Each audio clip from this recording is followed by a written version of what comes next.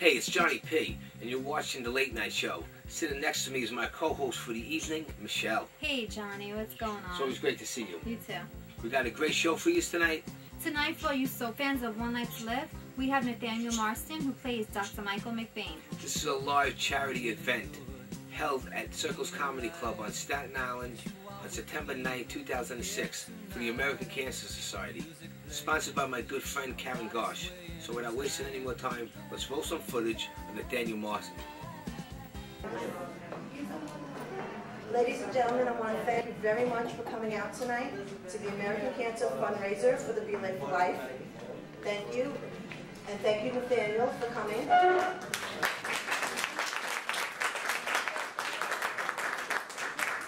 We are very lucky to have Nathaniel Marston from One Life to Live, Dr. Michael McBain. Come join us, sign pictures, take pictures, have dinner with us, help raise money for a good cause. Thank you, and now Nathaniel.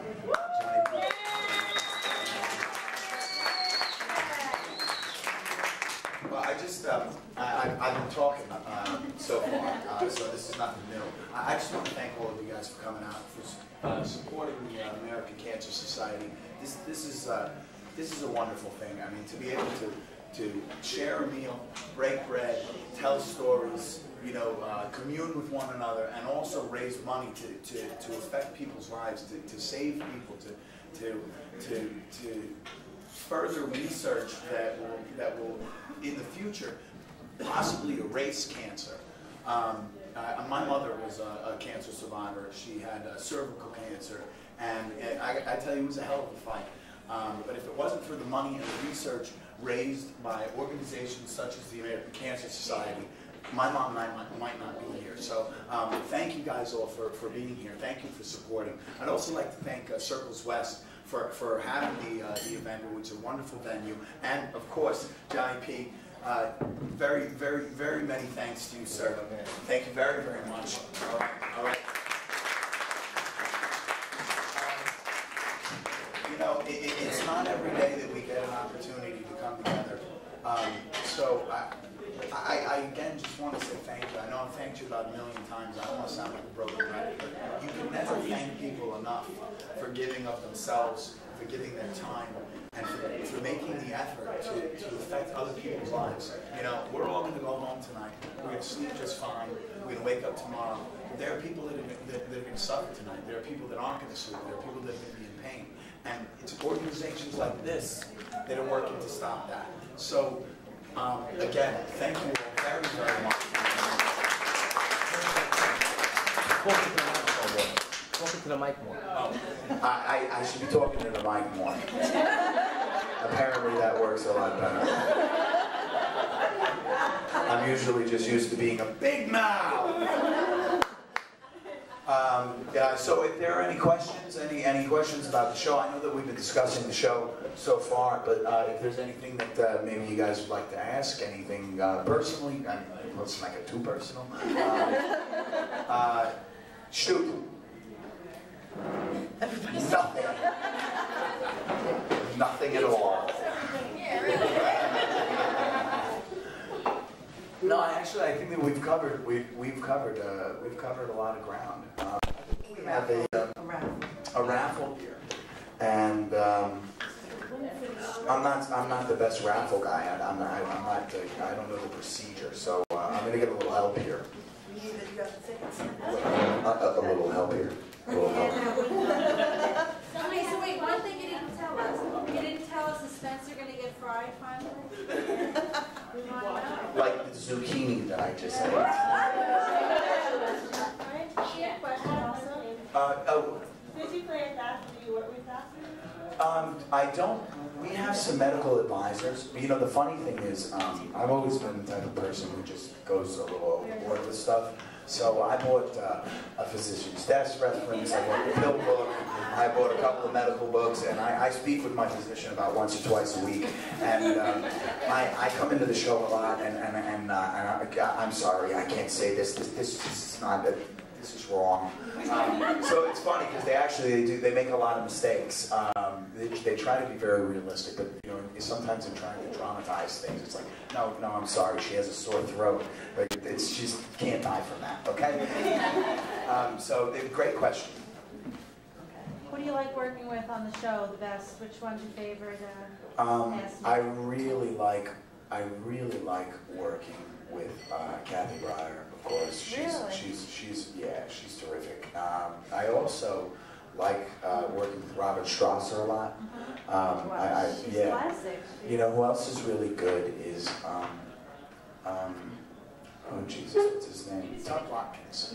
Tug Watkins is, I mean, David Vickers. He is quite a character. The funny thing about this guy is that, you know, he's one of these interesting people. He's one of these people that you just sort of feel like you want to know. You know, he's private, he keeps to himself, he's not putting himself out there all the time, but he's an interesting dude. You just sort of think like, God, you know, what's this guy like? You know, like what does he eat for breakfast? You know what I mean? Like just strange sort of thing like that. I've seen him in some other things. Also. Yeah, I actually just watched him in The Mummy, and he's wonderful in that. You know. I saw him in a play 11 and a half years ago. And you know, the funny thing is, I talked to him about The Mummy, and he was like, yeah, you know, it was the funniest thing. He's like, I went in on this audition, and he was like, I'm never gonna get this. Come on, what are you talking about? I never will get this job. And he's like, you know, I waited about 2 weeks. I didn't even go in for another audition, and they called him. I think it's because his name is Tuck Watkins. I mean, he's playing a cowboy. His name is Tuck Watkins. No, actually, he's actually a really good actor. So yeah, he's one of the people that I enjoy working with. What else are you trying to do for the future? I'm just trying to wake up in the morning late. It's tough. You get typecast in a certain role. Well, no, you know, the funny thing is that I haven't, all the roles that I've played throughout my career have been very different. Whether on soap operas or in film, or I've never played a similar character. So I've always been lucky in that. I've produced a couple of shorts. The Paw, which a couple of people saw, that was a final student project that I was producing for a friend. I didn't have the input. It was something that he was being graded on. So I put down the money, but I couldn't actually tell them what they were or weren't doing wrong because they were being graded on it.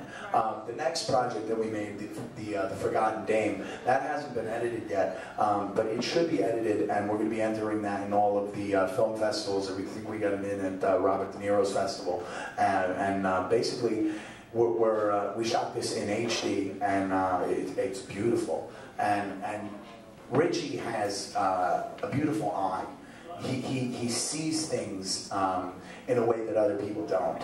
You know, I mean, you could stand with the same camera, the same spot with the same light, and take a picture at the same time, and his will definitely be better than yours any day of the week. Not better, but it'll just richer. It just will have more feeling to it. And I think it has a lot to do with the fact that he was deaf for the first couple of years of his life. He lived completely visually, but he doesn't have a very large understanding of acting.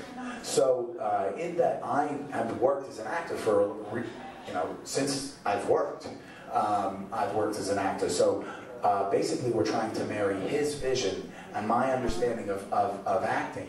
And I told him, I said, listen, the picture is you. The look is you. The design is you. But when it comes down to the performance levels, you got to leave that up to me. And he did that on the last project that we did. Funny enough, we actually used Andrew's father's warehouse as the police station, and that's how I ended up meeting Andrew. And it came out really good, but it's taken a while to edit.